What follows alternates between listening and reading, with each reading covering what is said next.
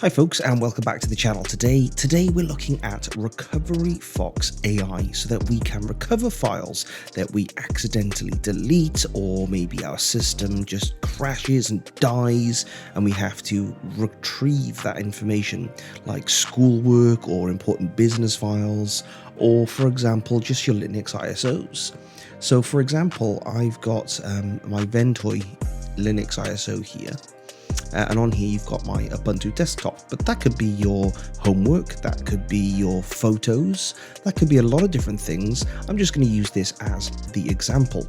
And what I'm going to do today is literally delete that file. And it says, do you want to permanently delete this file? Now that's different because that's not going to go in our recycle bin. So I'm going to say yes. And if we go down to the recycle bin, just so I can show you, that file is not in here. So what do? We just accidentally deleted one of the most important files. That could have been, for example, my university work, or that could have been a critical business presentation, and it's not gone to the recycle bin, so we can't retrieve it. Well, this is where software such as RecoveryFox AI comes in handy. So we're going to hit the free download here. And I'm going to show you a difference between the free download and also the Pro Edition as well, because they do have a few different pricing solutions for everybody's needs. You can literally get a 1 week one. Maybe you don't need it forever. Maybe you just need to get that couple of files right now and you don't want to have to pay into this for a long time. Fine. They have a $49 version there. Maybe you don't think you're going to be able to do it this week. Maybe you think you're going to need it for maybe a month. Maybe you're going to be needing to use it a few times. Well, you can get a month version. They do have a discounted version if you want to buy a year's worth. But if you want the absolute best value, I would say get the lifetime version, which is $99. Pay once, recover forever. Ultimately, we are going to do our free download first, which is at the bottom here. And once that's downloaded, you can just simply start installing. Once you're happy with all the license agreements, go ahead and install, and then make sure the Run RecoveryFox AI option is selected. We just need to run this. And then there they are, all the hard drives that we have available for us right now. Now, if we go back to the drive that we were on when we deleted the file, which was this PC Ventoy F, that's the F drive, that's where we deleted our ISO from. If we go back over here and look for drive F, there you'll see just above Ventoy F, total 14 gigabytes, free 14 gigabytes. It's an exFAT file system, so let's see if we can retrieve that file. And then it says, please wait, quick scan completed. So the software will proceed with an AI scan. Quick scan is suitable for fast recovering recently lost files on the disk, so that hopefully will be our ISO. Files lost on the disk due to accidental deletion and quick formatting or unexpected failure can be recovered through a quick scan. The AI scan is AI-powered data recovery supporting various complex scenarios, deeply scan, analyze, and restore lost files, so that might even find files that we've got on the drive from a long time ago. But if we look at the quick scan here, it's found one file, and the AI is starting to find quite a lot of different files in there. Okay, so we can't actually see the files immediately, but we can see the file types. Disk image, that's an ISO, that's definitely the file that we want. So I wonder if we can click stop now we believe we found that file. In most ideal scenarios, you would let this continue scanning the whole disk until it got to 100%. But since it's found the ISO file that we just deleted, and we've done that over a quick scan, I'm going to click stop here. So interrupting the scan may result in incomplete data retrieval, of course, but let's stop the scan anyway. And it's going to organize the files it did find. So, oh, there it is. There's our Ubuntu desktop ISO. The question is now, can it recover that? And bearing in mind, we only scanned up to almost 11%. So that's pretty good. So if we recover that now, okay, so this is kind of where you need that feature. So you can scan for free, but if you want to recover the file, you do need to purchase that as well. So it's not a trial in the traditional sense. So again, this is where it comes into what you want to do. If you believe it's found the files that you want, and again, you're never going to use this again, go ahead and save yourself some money and just pay for that $49 version.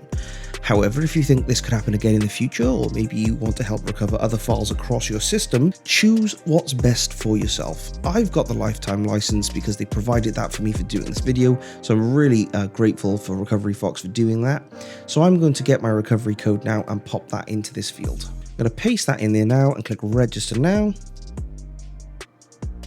So it's just verifying that registration, and successfully we've registered. And this is what will happen when you pay for your version. You'll get an email with your code in, simple as that.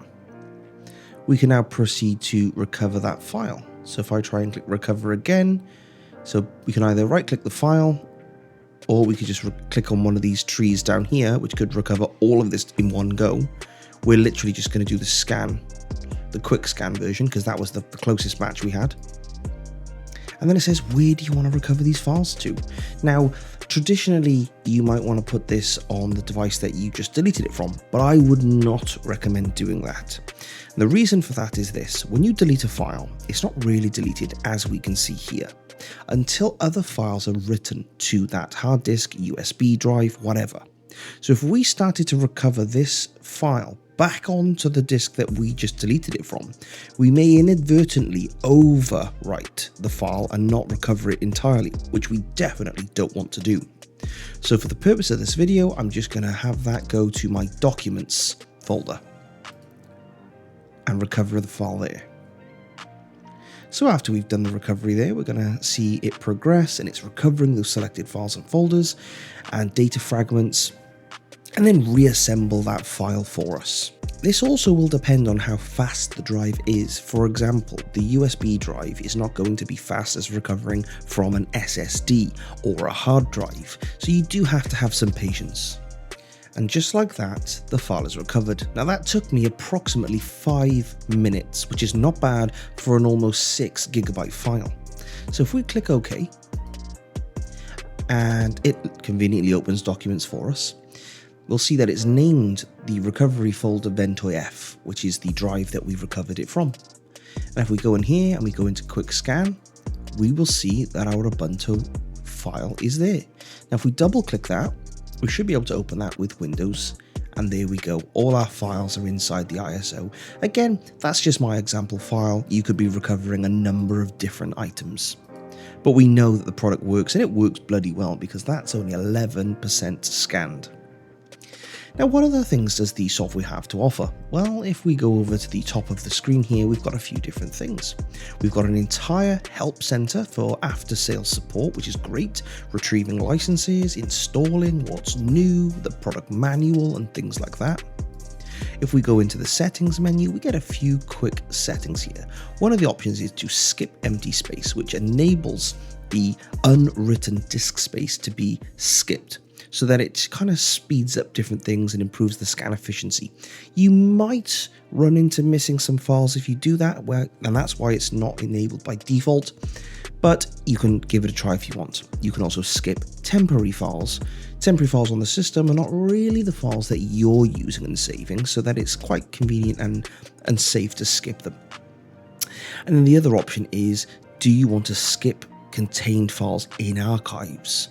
So for example, you might find the .zip file in zip folders, but do you want to also find the individual files in there as well? Most people would, so you can leave it unchecked. The reason why it's checked by default is because those files could run into the hundreds or thousands. So you might want to just retrieve the overall file, like the .iso for example, instead of all the files inside. And then you've also got the option to skip embedded subfiles. As it says, you can enable this option to skip scanning the embedded content of images, videos, and attachments within files, which improves scanning efficiency, but again, you might miss out on a few of your files, so it really comes down to your own option. Leaving the defaults is recommended, and just running that scan until it's completed.